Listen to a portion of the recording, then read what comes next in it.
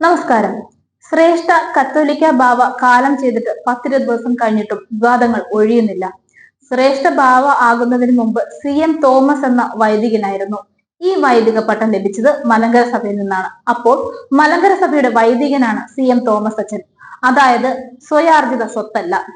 Thomas ദിവസന്നാസിയോസ്, Thomas പ്രഥമൻ എന്നീ പേരുകളിൽ സമ്പാദിച്ചതും ഒരു സമാന്തര സംവിധാനം മലങ്കര സഭയിൽ പത്രിയാക്കി സ്ഥാപിച്ചതിന്റെ ഫലമാണ്.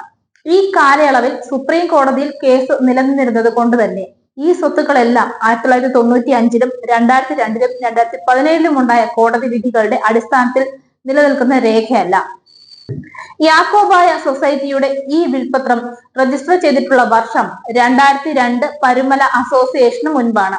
പരുമല അസോസിയേഷനിൽ പള്ളികളുടെ ലിസ്റ്റ് ഹാജരാക്കിയിട്ടുള്ള തോമസ് ദിവന്യാസിയോസ് അതിന് വെളിയിൽ സ്വത്ത് സമ്പാദിച്ചത് കോടതി മുൻപാകെ ക്രിമിനൽ കുറ്റമാണ്. മാത്രമല്ല ഐക്യ മലങ്കര സഭയുടെ പൊതു സ്വത്താണ്. 2002 ഭരണഘടന തന്നെ ഇൻവാലിഡ് ആയ സ്ഥിതിക്ക് അതിന് പ്രകാരം തയ്യാറാക്കിയ വിൽപത്രവും ഇൻവാലിഡ് ആണ്.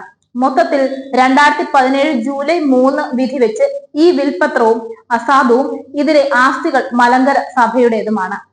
ഒരു സിവിൽ സ്യൂട്ട് 2017 ജൂലൈ 3 വിധിയുടെ അടിസ്ഥാനത്തിൽ കോടതിയിൽ ഫയൽ ചെയ്താൽ ഇതിന്റെ കഥ എപ്പോൾ കഴിഞ്ഞുവെന്ന് ചോദിച്ചാൽ മതി. ഇന്ത്യക്ക് വെളിയിൽ ഇന്ത്യൻ പൗരനല്ലാത്ത ഒരാളെ ഈ വിൽപത്രത്തിൽ ഉടമസ്ഥനാക്കിയിരിക്കുന്നു എന്നത് മറ്റൊരു നിയമ പ്രശ്നവുമാണ്. ഒരു ട്രസ്റ്റിന്റെ സ്വത്ത് വിഭാഗീയതയുണ്ടാക്കി പാതി പിടിച്ചു വെച്ച് ഒടുവിൽ താൻ പേര് മാറി മാറി സമ്പാദിച്ച സ്വത്തുക്കൾ തന്റെ വ്യക്തിപരമായ സ്വത്താണെന്ന് പറഞ്ഞ് നിലവിൽ സിവിൽ കേസുകൾ നിലനിൽക്കെ മറ്റൊരു ഇൻവാലിഡ് രേഖ രജിസ്റ്റർ ചെയ്തു. അത് വിൽപത്രമാക്കി അടുത്ത കേസിന് വഴിയൊരുക്കി. ചുരുക്കം പറഞ്ഞാൽ നിലവിലെ ഈ സ്വത്തുക്കൾ കൈകാര്യം ചെയ്യുന്നവർ അവർക്ക് കൈവശം വെക്കാനുള്ള വളഞ്ഞ വഴികൾ മുഴുവൻ തെളിയിച്ചിട്ട് അദ്ദേഹം യാത്രയായി.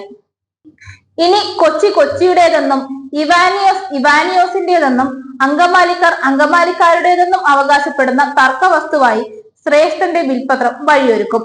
ഇതിന്റെ യഥാർത്ഥ അവകാശിയായ ദേവലോകത്തിരിക്കുന്ന യഥാർത്ഥ മലങ്കര മെത്രോപൊലിത്തയ്ക്ക് ഇത് വേണ്ടാത്തത് കൊണ്ട് നിലവിൽ കയ്യിലിരിക്കുന്നവർക്ക് അത് അനുഭവിക്കാം.